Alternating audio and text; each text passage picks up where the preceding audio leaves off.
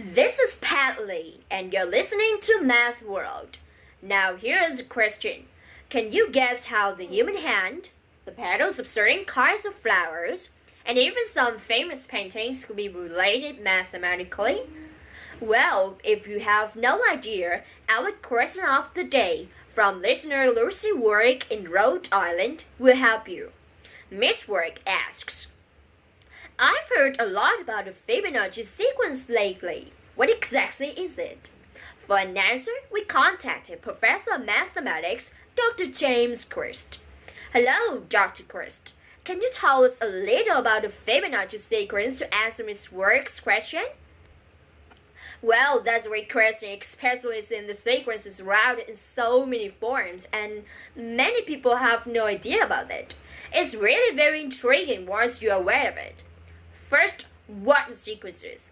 It's a series of numbers, and in the sequence, each number is the sum of the preceding two numbers. In other words, you get two numbers together to get the next one.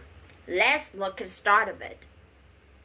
The numbers are 1, 1, 2, 3, 5, and 8. So, if we add the first two numbers, 1 and 1, we get 2, which is the third number. Then 1 and 2 equal 3, which is the fourth number. Then 2 and 3 equal 5, which is the fifth number, and so it continues. So let's see. Each number is the sum of the previous two numbers, and the sequence can just go on and on. Yes, that's right. And what's amazing about it is that the sequence shows up around in so many ways. It appears in the natural world. Natural forms tend to reproduce the sequence.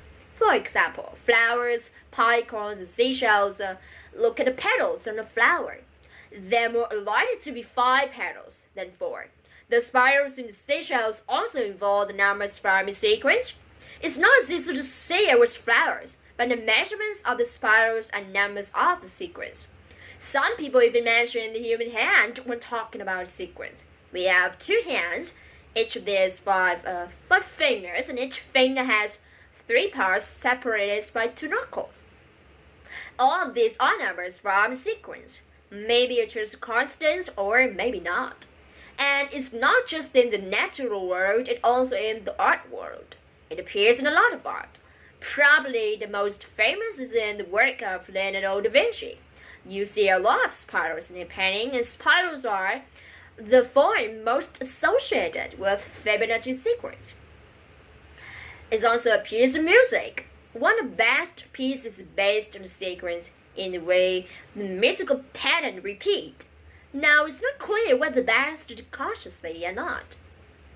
Interesting. Who discovered all this? It was discovered by the mathematician in Italy in the early 1200s.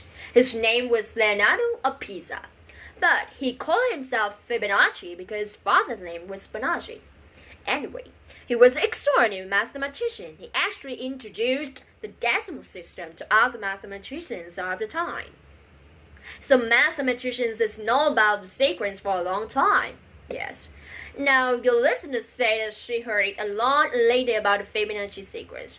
It seems like interest in this area kind of comes and goes in popularity. Lately, it has been more popular.